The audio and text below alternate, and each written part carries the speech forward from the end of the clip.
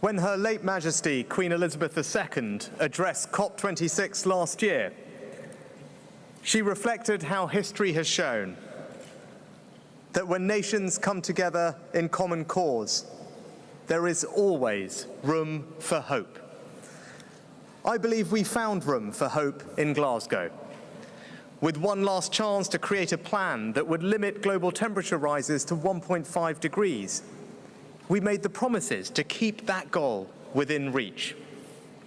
And the question today is this: can we summon the collective will to deliver them? I believe we can. When we began our COP presidency, just 1/3 of the global economy was signed up to net zero. Today, it is 90%. And for our part, the UK, which was the first major economy in the world to legislate for net zero, will fulfill our ambitious commitment to reduce emissions by at least 68% by 2030.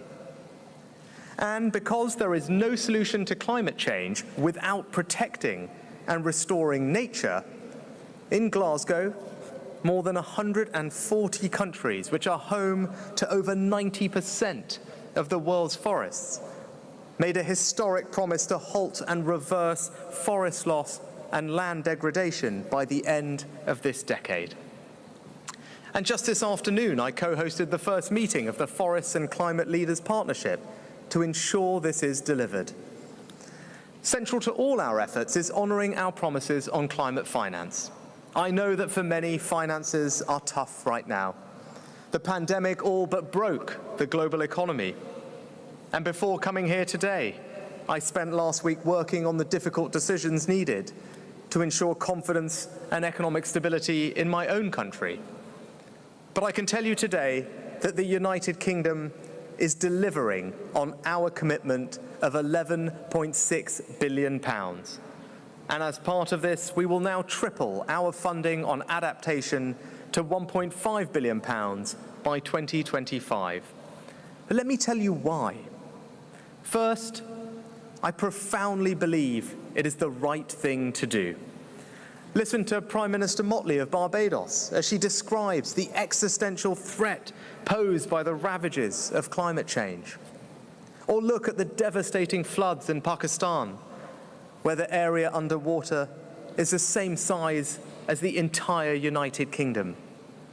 When you see 33 million people displaced, with disease rife and spreading through the water, you know it is morally right to honour our promises. But it is also economically right too.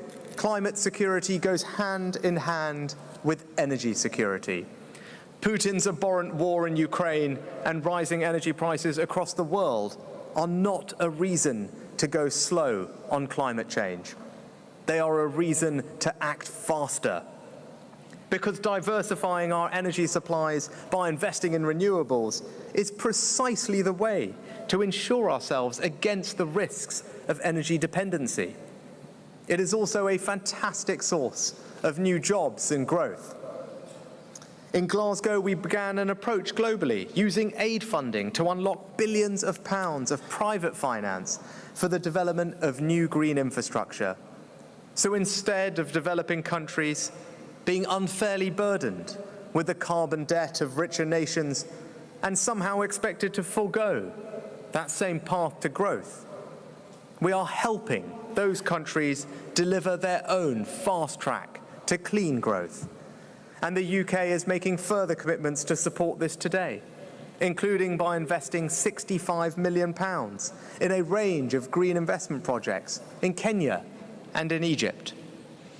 I'd like to pay tribute to President Sisi for his leadership in bringing us all together, and to thank the UK's President of COP26, Alok Sharma, for his inspiring work to deliver on the Paris Agreement and Glasgow Climate Pact.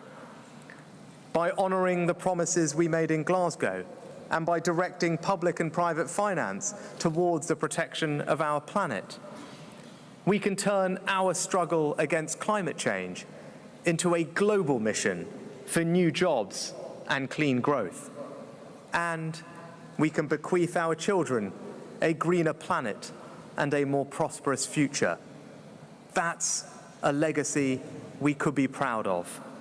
So as we come together once again in common cause today, there really is room for hope. Together, let us fulfill it. Thank you.